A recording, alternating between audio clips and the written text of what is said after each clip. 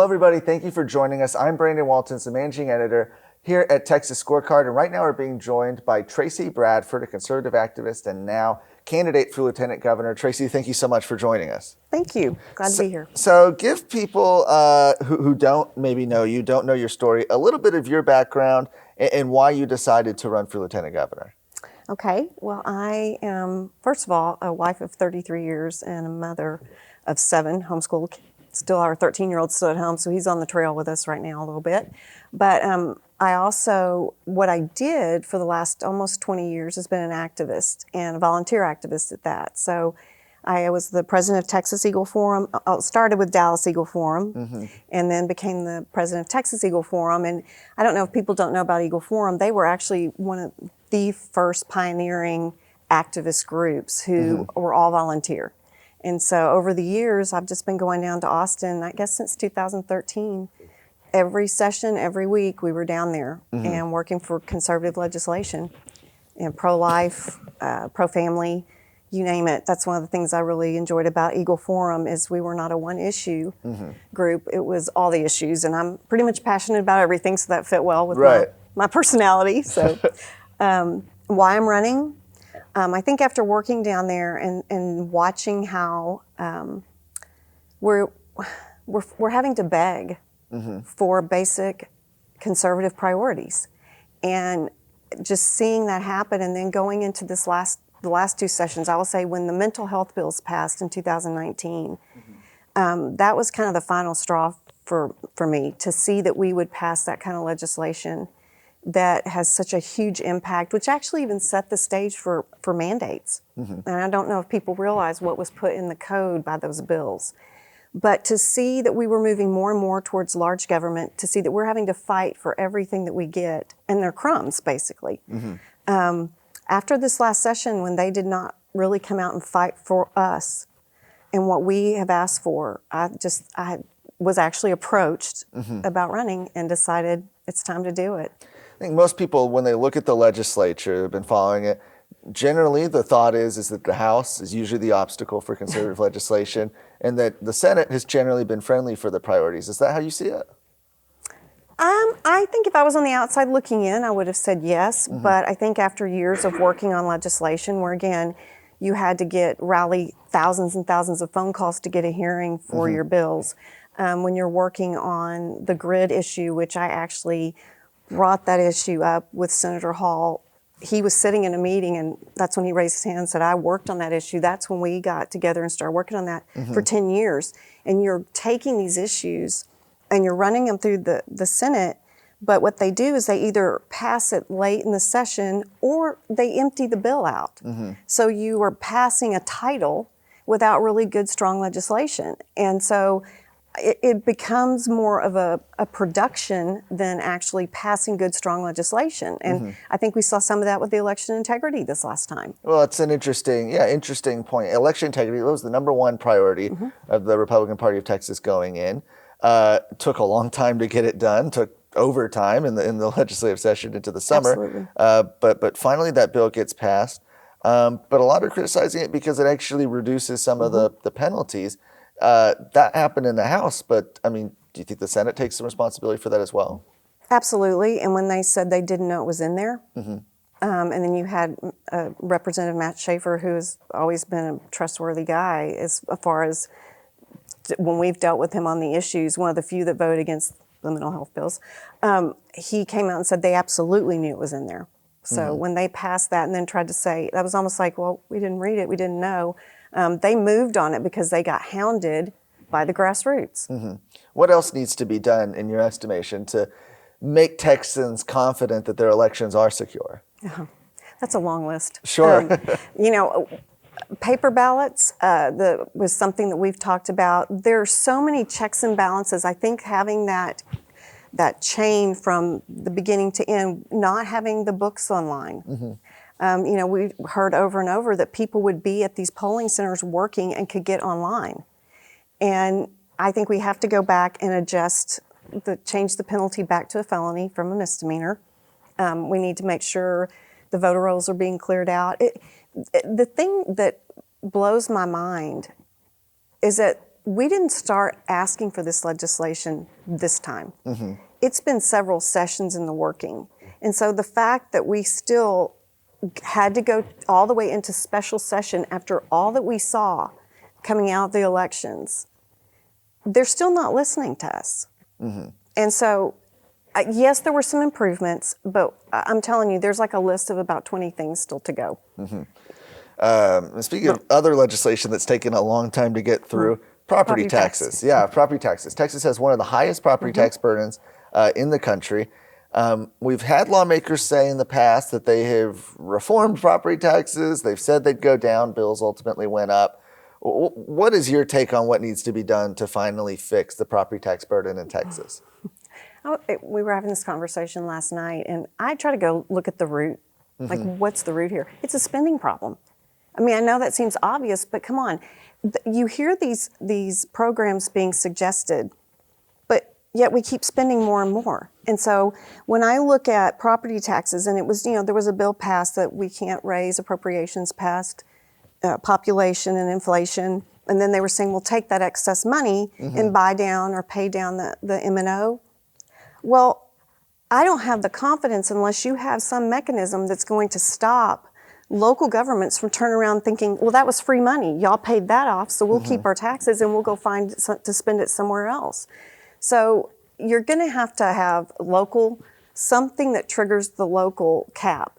Because like you said, we're sixth. I think we're sixth in the nation with taxes. Depending on where you look, And until there is I think you're going to have somebody who is willing to make some really hard cuts. And the lieutenant governor is part of the legislative board, and the budget board. You could set the standard. And I think you're going to have somebody come in there that is going to cut spending in general across the board and get the tentacles off our old wallets before we can even see these programs pass. I had a man last night, he was so upset. He said, yeah, I'm over 65 and got the 65 exemption, and I paid more property taxes than I ever have. So none of these programs or gimmicks are working. And do you think we'd ever get to a place in Texas where we could abolish property taxes? I think we should, absolutely. Why am I renting my property? You know something else I'd add on this? Yeah. If we want to look toward the future, we've got to think about what they're teaching our children. And I don't know if you know, but in school, they're teaching them property ownership is a bad thing. So we need to make sure that we are actually educating our kids on these liberties that we hold as valuable. We want election integrity because we want to be able to pass this on. But if our kids don't even understand these principles, it's not going to matter. Also being taught in schools that's gained a lot of attention has been critical race theory, social emotional learning, a lot of these problematic curriculum. And the legislature says they fixed it. They passed 2 bills. Kind of remains to be seen whether or not those will ultimately be effective now that they're enacted. Do you think the legislature did enough? And if not, what else needs to happen? No. And we've been begging and asking for them to correct the social emotional learning for 10 years now. And that actually was a vehicle to put critical race theory on top of. And there's actually some analysis being done right now in the school districts of what you have with all of this social emotional learning versus math, science, reading, history, of those points that children would need to know. Of the 16, 12 are based in social emotional learning. This is how we're approaching our children.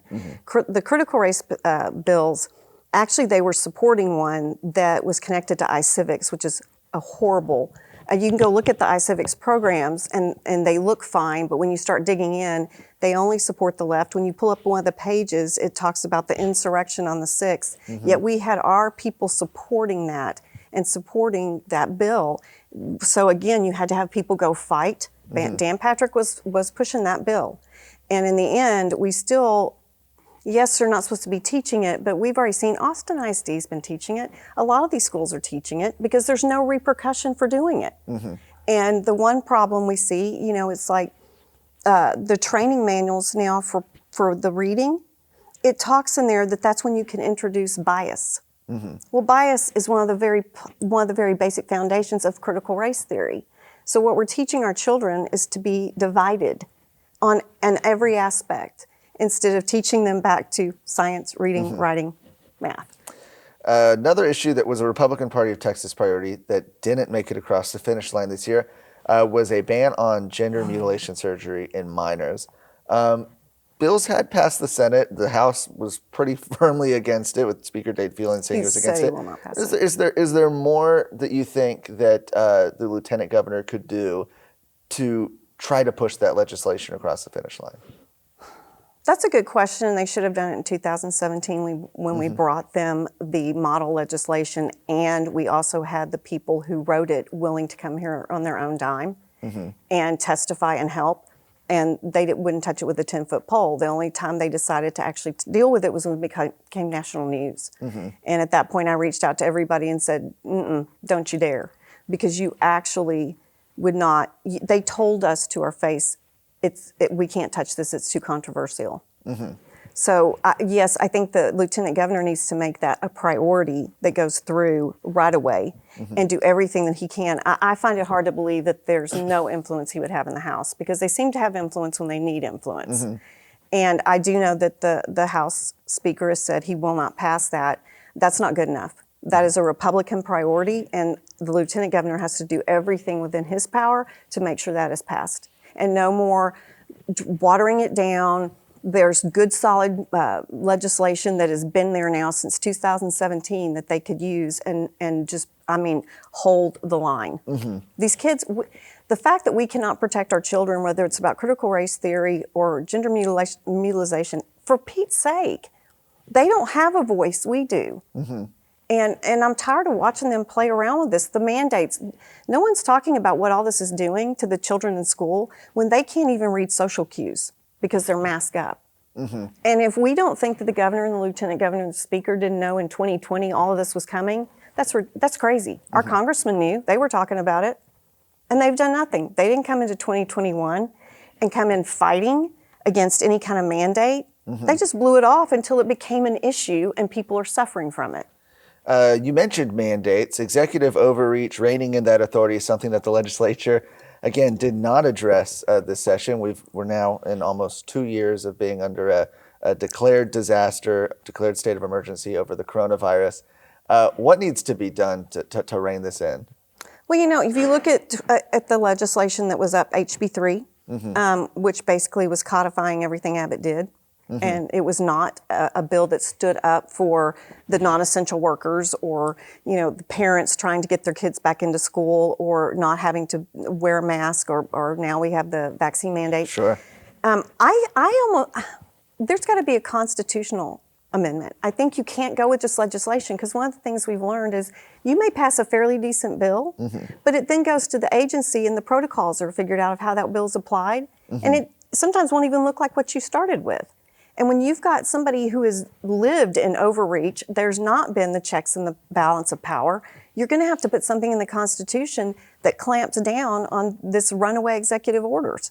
And we did have some good legislation, but it really didn't move at all. So that doesn't help. And when when they were trying to push HB 3, and you actually have those pieces in there where they're talking about, we can move you out of your home if there's a hot spot. And I'm like, nah, that certainly isn't in there. No, I printed it. It was in there. And this is what their idea of protecting and fighting for the citizens after everything we've gone through? No. Another issue that got a lot of attention this session was the passage of the Heartbeat Act. Makes abortion illegal when a heartbeat's detected, usually around 6 weeks or so. Is there more that the legislature can do to protect life? We need to abolish abortion. I'm a mother of 7 children. I've seen a heartbeat. For me, I had complications with every pregnancy, so I was seeing this heartbeat from the very beginning all the way through, and it's a life, and it needs to be protected, period. Another big issue right now, especially over the last year, has been the crisis at the southern border. You've got an influx of illegal crossings, especially here in Texas. What, if anything, can the state do to push back against this? Obviously, a lot of this stems from the Biden administration, but it's Texas that's ultimately paying the cost right now. It is Texas, and Texas has had the opportunity to take care of this years before Biden got in office. There are a number of things we can do, and I would dare to say we are not just seeing people come over the border, we are being invaded. And Why not? First of all, there's been an interstate compact that was given to the governor back in 2011, I believe, where we could actually work with other states when the federal government won't protect us, that we could make a pact with Arizona, New Mexico, the other border states to do that. That has never moved. I think Senator Bob Hall files it every year. There is actually land. When we were down there watching them help people cross, they were literally helping them cross, the National Guard lifting the fence and helping them come in, break the law. We're watching it. We're filming it. There's land that we've seeded already that they just come right in, saunter in. Why would we not be patrolling that and deterring them coming across? I think you need to get rid of the NGOs. You need to take the license because they are actually now bringing them in, putting them on buses, putting them on airplanes and flying them to other states and say, oh, check in when you get to your final destination. Seriously? I think we declare the cartels terrorists. They're right there. They're right on the border. And we are actually aiding and abetting the lawbreakers by letting them in. I don't know if people realize the executive order talked about trespassing.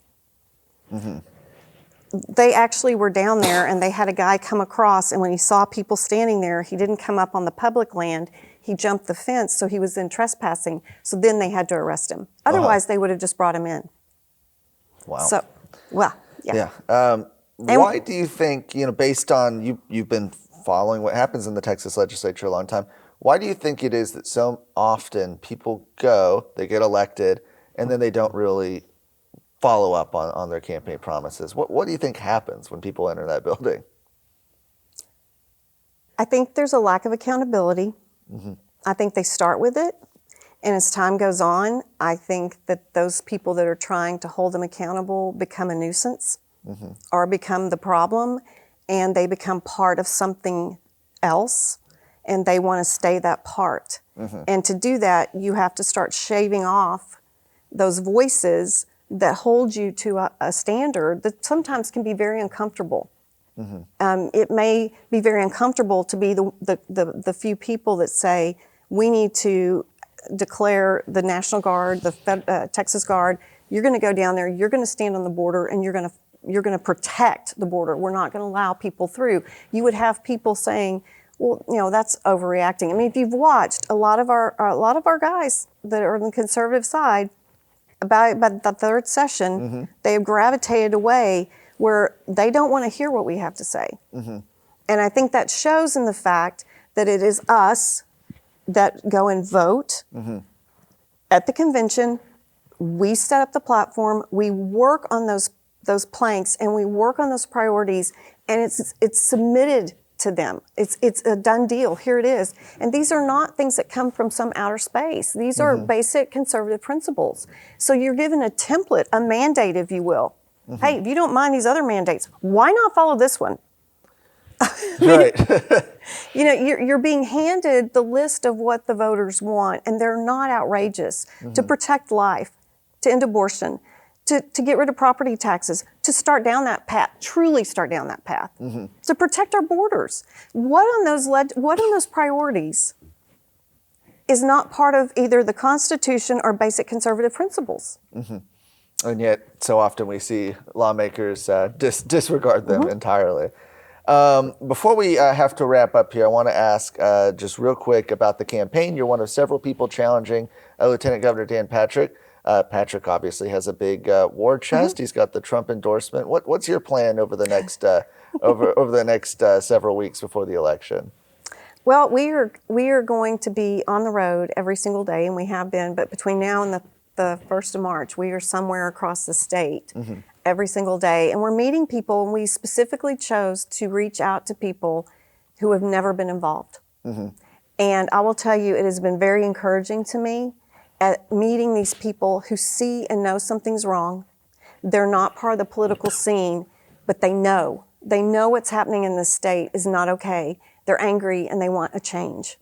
And they're actually gathering their friends. I'm laughing because we'll go somewhere and they'll go, where are you going next? Because we know people. And so we've just really been building on, remember they tell two friends and so on and so on? Right. We don't have the $20-something million. That wasn't going to happen. We got in kind of late. But it's really been an incredible time to me to get to travel this state and meet these people who just love their state, love their country, love their families, and want to do whatever they can to save that. And if people want to follow your campaign or maybe get involved, where can they do that? Well, they can go to our website, and thanks to my dad for my interesting spelling of my name. It's Trayce, so Trayce for Texas, number 4, so TrayceForTexas.com. And same name, we're on the social media platforms under the Trayce for Texas. Excellent. Well, thank you so much for joining us. We appreciate it. Thank you. You made it to the end of this video. You're probably 1 in a million. But since you're here, make sure you go to TexasScorecard.com to find more journalism and commentary, all things pertaining to Texas. Make sure you also like this video, subscribe to our YouTube channel, and hit the bell. That way you can be notified when new videos come out. Thanks.